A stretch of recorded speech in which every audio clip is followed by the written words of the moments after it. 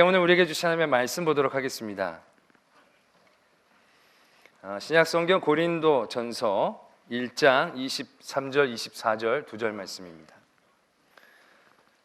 신약 성경 263면에 있는 고린도 전서 1장 23절 24절 2절 말씀 제가 봉독하겠습니다. 우리는 십자가에 못 박힌 그리스도를 전하니 유대인에게는 거리끼는 것이요 이방인에게는 미련한 것이로되 오직 부르심을 받은 자들에게는 유대인이나 헬라인이나 그리스도는 하나님의 능력이요 하나님의 지혜니라. 아멘. 사순절 기간을 통해서 성숙한 성도에 대한 묵상들을 많이 해보게 됩니다. 성장은 많이 되어졌지만 성장한 만큼의 어떠한 효과라면 효과라고 할까요? 영향력이라면 영향력이라고 할까요? 그러한 큰 힘을 발휘하지 못하는 우리들을 바라보면서 성숙해져야 할 텐데라는 도전들을 늘 하게 됩니다. 성숙해진다면 얼마나 좋을까? 성숙이란 단어는 참 듣기도 좋은 단어인 것 같지 않습니까? 함께 있는 사람들에게 굉장히 힘을 주고 도움이 주고 본이 되어질 수 있는, 함께만 있어도 굉장히 좋을 것 같은 그러한 성도가 되어져야 할 텐데 라는 생각들 해보게 되어집니다. 며칠 전에 신문 광고를 봤는데 한경진 목사님 무슨 기념사업회에서 하는 강연회 같은 거더라고요. 그런데 한경진 목사님에 대해서 발표를 하는데 그 발표자들이 다 목사님들이 한 분도 안 계세요. 다 스님, 교령, 신부님, 다 그런 다른 종교에 계신 분들이 한 목사님에 대한 것들을 얘기하기 위해서 강연자로 서 있는 것을 보게 되었습니다.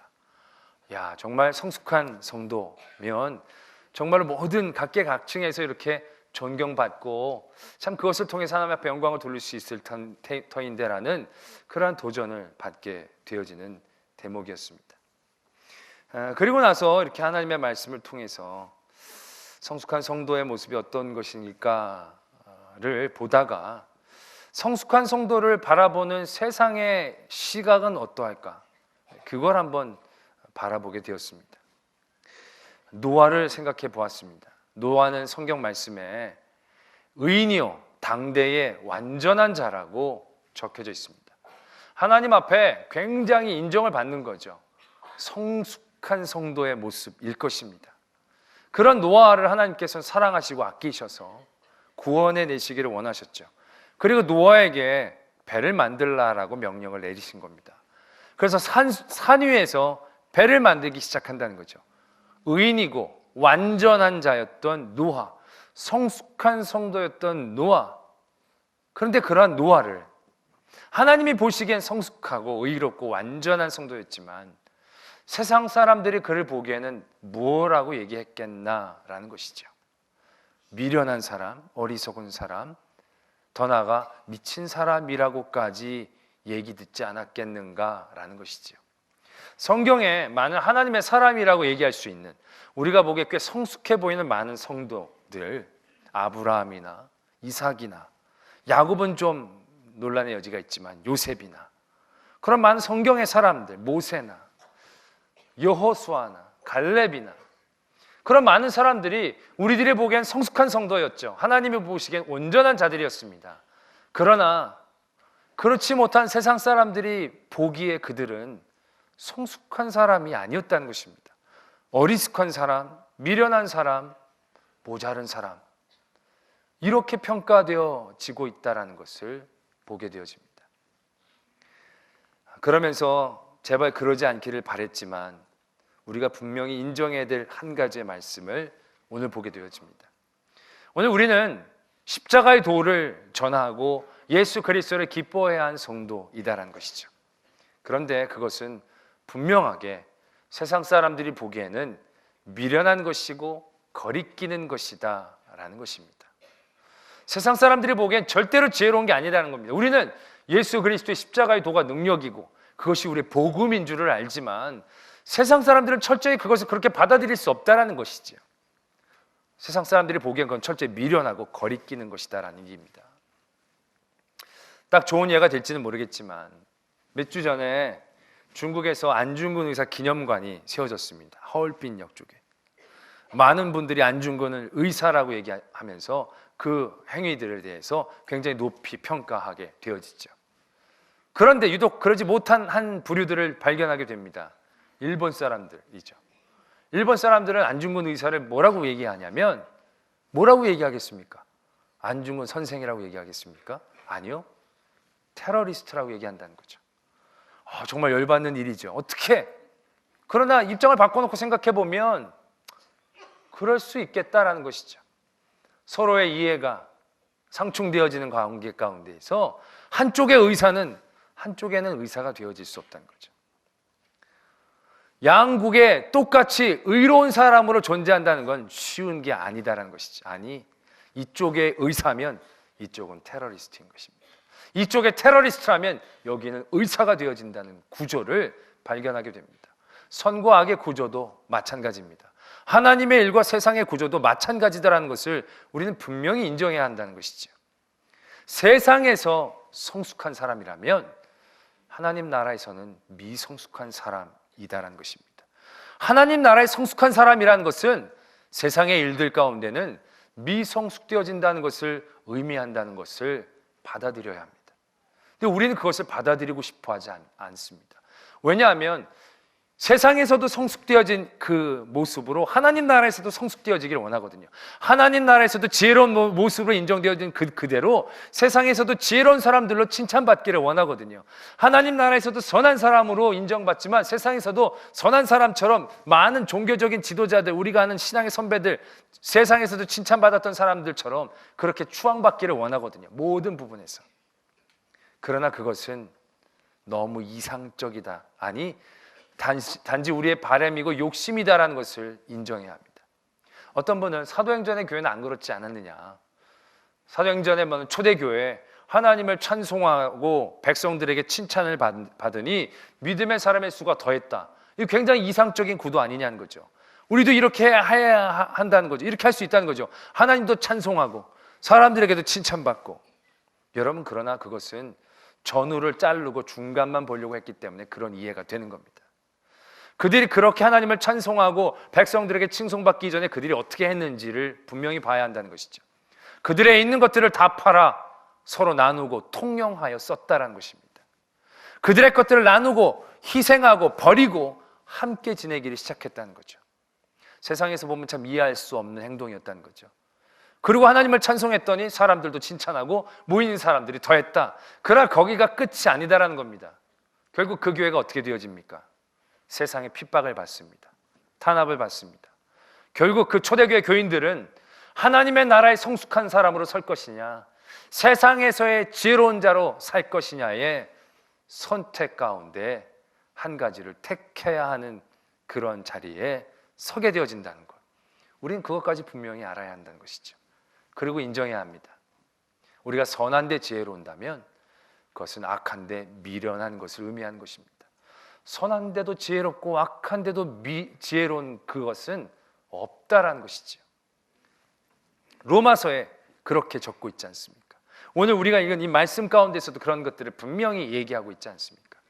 우리가 선한 데는 지혜롭고 악한 데는 미련하다는 거, 우리가 다윗의 예를 들어보면 잘 이해할 수 있는데요. 다윗이 굉장히 고생 많이 했잖아요. 사울에게 쫓겨다니고. 그런데 그러다가 이제 사울을 죽일 수 있는 그런 자리를 만나게 됩니다. 사울만 죽이면 고생 끝, 도망 끝, 그게 보이는 자리예요. 그런데 다윗은 거기에서 하나님의 일에 지혜로워졌다는 거죠. 하나님이 이 일을 어떻게 생각하실까에 지혜를 집중하기 시작했다는 것이죠. 하나님이 이 일을 기뻐하실까 기뻐하시지 않을까에 그의 생각을 집중했다는 것입니다. 그래서 선한 데 지혜로워졌더니 악한 데는 미련해졌습니다. 그가 이 사울만 죽이면 이 고생 끝, 어려움 끝인데 자기가 조금 편해지고 자기가 조금 좋아지는 일들 가운데는 별로 지혜로워지지 않았다는 것이죠. 내가 좀 더 고생하지, 내가 좀 더 돌아 살지, 좀 더 도망치지, 그건 괜찮아. 그러나 하나님이 기뻐하시는 일, 하나님이 기름 부어 세운 왕을 내가 내 손으로 죽일 수 있냐라는 것이죠. 선한 데는 지혜롭고 악한 데는 미련한 그러한 다윗의 모습, 그는 모든 삶의 모습에서 그랬습니다. 그가 기분을 굉장히 상하게 만드는 일들을 만났을 때도요, 그는 그의 기분을 바로 풀지 않았습니다. 그의 기분을 풀고 그의 유익을 쫓고 그가 더욱더 사람들에게 칭찬받는 일들 가운데 막 지혜로워지지 않았습니다. 그런 일들에는요, 같이 다니는 참모들이 답답할 정도로 밀어냈습니다. 아유, 이것만 이러면 일이 쉬운데 왜 이렇게 돌아서 일들을 처리하시는지, 왜 이렇게 답답해하는지, 그런 신하들의 모습들을 분명히 받았을 것입니다. 그러나 다윗은 하나님이 기뻐하신 일, 하나님이 무엇을 좋아하실까에 대해서는요, 놀라울 정도로 지혜롭게 행동했다라는 것을 기억해야 합니다. 하나님 앞에 지혜롭고 선한 곳에 지혜로우려면 악한 것은 밀어내질 수밖에 없습니다. 악한 것에도 지혜로워지면 선한 것에 절대로 지혜로워질 수 없다라는 것을 깨달아야 한다는 것이죠. 솔로몬은 하나님 앞에서 지혜를 받았습니다. 하나님 앞에서 지혜를 받은 사람이니까 굉장히 지혜롭겠죠. 그래서 이 솔로몬은 모든 것에 지혜롭게 행동하려고 했습니다. 하나님에게도 지혜롭게 행동하려고 했습니다. 하나님의 성전도 아주 멋지게 잘 지었습니다. 근데 솔로몬은 자기의 일에도 지혜로웠습니다. 그래서 자기 궁전도 아주 멋지게 지었습니다. 성전보다 더 오래 지었습니다. 그리고 솔로몬은 자기에게 시집온 많은 이방의 여인들도 다 잘해줬습니다. 지혜가 있다 보니까 다 잘할 여유가 많았나 봐요. 집 져달라는 대로 다 져주고, 그들이 믿던 신들도 다 데리고 오면 다 받아주는 거예요. 다 지혜로울 수 있을 것 같아 보였으니까요. 그래가지고 와달라면 다 와가지고, 그런 여인들 하나하나 뭐 하나 소홀히 잘못한 거 하나도 없습니다. 솔로몬은 다 잘해줬어요. 그러나 솔로몬은 하나님 앞에 미성숙한 왕으로 기억되어진다는 것이죠. 하나님에게도 잘하려고 했고 세상에게도 잘하려고 할 때 솔로몬 솔직히 잘한 것 별게 없는 왕 되어버렸다는 것을 우리는 분명히 기억해야 합니다. 예수님 또한 그러셨습니다. 예수님이 이 땅에 내려오셔서 그의 일, 그의 능력과 그의 지혜를 사용해서 그가 하나님의 일들을 만들어낼 수 있는 그런 가능성들이 얼마나 많이 있었습니까? 근데 예수님은 자기를 위한 일, 자기의 영광을 돌릴 수 있는 일들에는 철저히 미련하셨습니다. 그가 재판장에 섰을 때 그 전에 보였던 몇 가지의 기적 중에 한두 가지만 보여도요, 분위기는 싹 바뀌었을 겁니다. 그런데 예수님은 그 자리에서 너무 미련하고 답답하게 행동하셨어요. 아무것도 보여주시지 않았어요. 예수님이 오병이어의 기적을 베풀고 나서 수만 명의 군중 앞에, 그 당시는요, 먹을 것만 책임지면 끝입니다. 예수님이 몇 마디 흥분만 하면 내가 누군지 아느냐 막 이러면서 좀 목소리 쫙 깔면서 얘기하면 완전히 휘어잡을 수 있는 기회입니다. 근데 예수님은요, 절대로 그런 자리 가운데 그의 지혜와 능력을 어떻게 사용해야 되는지에 대한 생각을 갖지 않았습니다. 그런 큰 일을 한 다음에 사람들에게서 빠져나옵니다. 악한 데는 철저히 밀어내지신 예수 그리스도였습니다. 얼마나 능력이 많은데, 그분이 얼마나 지혜가 많은데, 그것만 조금만 활용하면 정말로 엄청난 일들을 만들어낼 수 있지만, 그것을 활용하고 생각하는 일에는 전혀 지혜롭지 못하셨다는 것이죠. 그러나 예수님은 하나님의 일 가운데는 철저히 지혜로워지셨습니다. 하나님의 성전에 들어갔을 때 성전에 모든 장사하는 사람들을 엎으면 이 사람들이 어떻게 반응할지 뻔하지만 그건 생각하지 않으셨어요. 그런 데는 어두워지셨어요. 그러나 어떻게 하는 것이 하나님을 기쁘시게 하는 건지, 어떻게 하는 것이 하나님의 영광을 돌리는 일인지에 대해서는 분명하게 깨어 계셨다는 것이죠. 오늘 찬양대의 찬양, 겟세마네의 기도들, 어떤 것이 지혜인지, 어떤 곳에 자기가 깨어 있어야 되는지 예수님은 그것을 놓치지 않으셨다는 거죠. 선한 데는 지혜롭고 악한 데는 미련했다라는 것입니다. 선한 데 지혜로우려면 악한 데는 미련해져야 한다는 것이죠. 악한 것도 지혜로우면 우리는 절대로 선한 데 지혜로울 수가 없습니다. 그러나 우리는 그걸 놓지를 못하고 있습니다. 세상에서도 지혜롭고 하나님 앞에서도 지혜롭기를 바랍니다. 세상에서도 없고 하나님에게서도 빼앗기지 않기를 원합니다. 하나님에게서도 높임을 받지만 세상 사람들에게도 높임을 받는 자리를 늘 간구합니다. 그러나 그런 자리는 없습니다. 그런 자리는 솔로몬의 자리밖에 없습니다. 그러한 자리는 절대 성숙한 자리가 아니다라는 것입니다. 이제 우리는 한 가지를 선택해야 합니다. 선택하고 싶지 않죠. 다 누리고 싶죠. 다 그냥 가면 좋을 것 같죠. 그러나 그것은 절대로 지혜로운 일이 아님을 깨달아야 한다는 것이죠. 성숙한 성도란 세상에서 미성숙한 성도이어야만 합니다. 그러한 선택의 자리에서 우리는 분명히 도전해야 한다는 것이죠. 그러나 여러분들, 세상에서 미성숙하고 어리석고 그 사람들에게 바보처럼 보이라고 해서 어리석어지고 바보처럼 보여지는 게 중요하고 그렇게 행동하라고 하는 게 아닙니다. 그렇게 행동해야 하는 분명한 이유를 우리가 더 깨달아야 한다는 것이죠. 오늘 말씀, 고린도전서의 말씀, 고린도 교회에 어떤 문제가 있었냐면요, 파가 많이 나눠졌습니다. 바울파냐, 아볼로파냐, 게바파냐, 예수 그리스도 파냐, 파가 많이 나눠졌어요.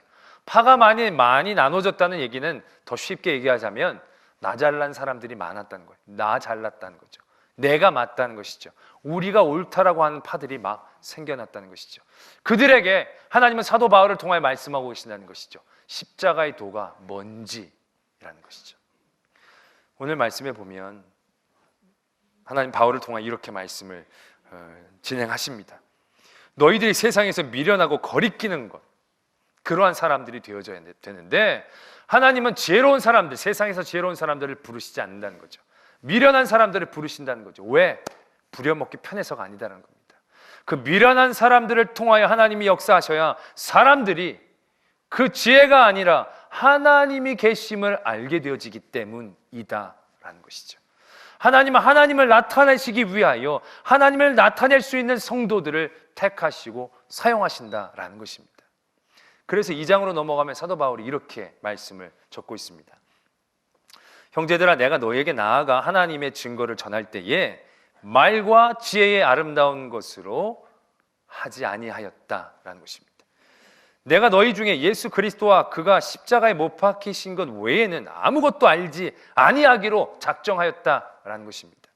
그 당시는요, 수사학이 굉장히 발달했답니다. 그래서 말을 하면 막 사람들이 막 선동되어지고 마음이 막 그러한 어떤 웅변술들이 굉장히 발달을 했답니다. 그래서 사람들은 그 수사학이나 웅변술을 마술처럼 여겼다는 겁니다. 왜?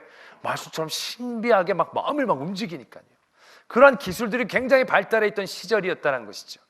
바울도 거기에 대한 얘기들을 많이 알고 공부했었던 사람이었다는 것입니다. 그러나 사도 바울은 하나님의 복음의 말씀을 전하는 데 있어서 그가 이전에 배웠던 많은 지식과 사람들이 존경할 만한 것들을 사용하지 않기로 작정했다는 것이죠. 그리고 오직 예수와 그가 십자가에 못 박히신 것만 자기가 알기로 작정했다는 겁니다. 다른 하는 많은 것들을 버려야만 예수 그리스도에게 집중할 수 있었기에 그는 예수 그리스도를 선택했다라는 것을 분명히 적고 있습니다. 그리고 말을 이어갑니다. 내가 너희 가운데에 거할 때 약하고 두려워하고 심히 떨었다. 많은 그런 기술들을 내려놓고 예수 그리스도만을 나타내려고 할 때 얼마나 그 마음 가운데 연약함들이 드러날 수 있었겠습니까? 그러나 내 말과 내 전도함이 설득력 있는 지혜의 말로 하지 아니하고 다만 성령의 나타나심과 능력으로 하여 너희 믿음이 사람의 지혜에 있지 아니하고 다만 하나님의 능력에 있게 하려 하였노라 라고 말씀은 적고 있습니다. 사도 바울이 우리에게 왜 미련해지고 왜 세상에서 어리석어지라고 얘기하느냐? 우리를 통하여 하나님이 온전하게 나타나시는 방법이 그것이기 때문에 그렇다는 것입니다. 그냥 미련하고 어리석게 살라는 게 아니라 내가 나의 모든 것들을 내려놓고 하나님 앞에 모든 방법들을 내어 맡길 때에 하나님이 역사하시고 하나님이 주관하시게 하셔야 한다는 것이죠. 그 자리에서 내 지혜가, 내 능력이, 내 어떤 높은 지위가 나타나는 것이 아니라 야, 하나님이 함께 하시는구나. 하나님이 함께 하시지 않으면 어떻게 저럴 수 있느냐 라는 고백을 듣게 하기 위한 도전으로 세상 것에 대한 미련함을 요구하셨다라는 것입니다. 성숙한 성도는 세상에서 미성숙한 성도입니다. 사람입니다. 성숙한 성도는 세상에서 덜 지혜롭고 덜 똑똑하게 굴고 바보처럼 보여지는 성도입니다. 그러나 거기가 끝이 아닙니다. 진정 성숙한 성도는 그의 삶을 통하여 하나님을 나타내시는 그러한 성도, 그러한 삶을 사는 성도가 진짜 성숙한 성도입니다. 내가 성숙해서 사람들에게 당신은 어떻게 그렇게 성숙합니까? 칭찬 듣는 게 성숙한 성도가 아닙니다. 내가 좀 사람들에게 이렇게 뭐 좀 부족해 보이고 나약해 보이지만 내가 너 보면 하나님 계신 것 같다 라는 고백을 만들어내는 성도가 하나님 앞에 성숙한 성도가 되어진다는 것을 깨닫게 되어집니다. 지금 살고 있는 우리 이 시대 많은 한국교회 또 한국교회 교인들 참 똑똑한 사람이 많다라는 얘기를 듣습니다. 세상 사람들이 교인들 너무 똑똑해 라고 얘기합니다. 근데 그 똑똑하다라는 얘기가 칭찬처럼 들리지 않지요. 칭찬이 아님을 알게 되어집니다. 그러나 그 말 그대로 우린 너무 똑똑합니다. 하나님에게도 밝지만 세상의 이해관계에도 너무 밝습니다. 무엇이 좋은지 무엇이 나쁜지 세상에서 너무 잘 압니다. 누구보다도 잘 압니다. 세상 사람들처럼 놀지 않고 술도 안 먹으니까 시간이 많이 남아서 그런 것들을 더 많이 정보를 찾아가지고 깨닫고 알고 있다는 것이죠. 진정한 하나님 앞에서의 성숙한 성도는 절대로 십자가 앞에 서지 않습니다. 예수님보다도 앞에 서지 않아야 하는 것입니다. 그러나 우리의 성숙함은 늘 십자가를 딛고 만들어 나갑니다. 우리의 성숙한 바람은 늘 예수 그리스도를 업고 일을 하려고 한다는 것입니다. 오늘 사도 바울을 통해 하나님은 우리에게 말씀하십니다. 하나님이 나타나셔야 한다는 것이죠. 우리는 철저히 십자가 뒤에 숨어야 합니다. 우리는 철저히 예수 그리스도 그 뒤에 서 있어야 합니다. 절대로 우리의 삶이, 우리의 지혜가, 우리의 힘이, 우리의 능력이 예수님보다 앞에 있어서는 안 됩니다. 제가 이 말씀을 묵상하며 많이 깨닫습니다. 제가 말씀을 전하고 나면 그런 얘기 좀 듣습니다. 설교 잘한다고. 근데 그 말이 얼마나 무서운 말인지를 깨닫게 됩니다. 하나님의 말씀을 전하면서 내가 먼저 앞에 나선다면 그건 절대 잘하는 설교가 아닐 것입니다. 우리 교회가 칭찬받는 교회인데 교회 교인들이 칭찬을 받는다면 절대로 칭찬받을 만한 일을 한 것이 아닐 것입니다. 말씀을 전하면 예수님을 알아가야 되는 일이 일어나야 되지 않겠습니까? 하나님의 말씀을 들으면 목사보다도 예수님이 먼저 생각나야 되지 않겠습니까? 찬양을 잘 부르는 건 절대 칭찬이 아닙니다. 찬양을 통해 하나님이 나타나게 되어야 그게 진정한 찬양 아니겠습니까? 한국교회가 너무 예수님보다 앞에 있습니다. 교인들이 너무 예수님보다 똑똑합니다. 목사님들이 너무 예수님보다 유명합니다. 그게 문제입니다. 우리의 걸음을 늦추기를 원합니다. 그리고 십자가 뒤에 숨어야 합니다. 어리석고 미련해 보이고 답답해 보이는 소리를 들어야 맞습니다. 그리고 그 삶의 자리에서 예수님처럼 하나님의 영광이 드러나고 다윗처럼 하나님이 역사하심을 모든 이들이 볼 수 있는 그러한 일들이 우리들의 삶 가운데에서 도전되어지기를 소망합니다.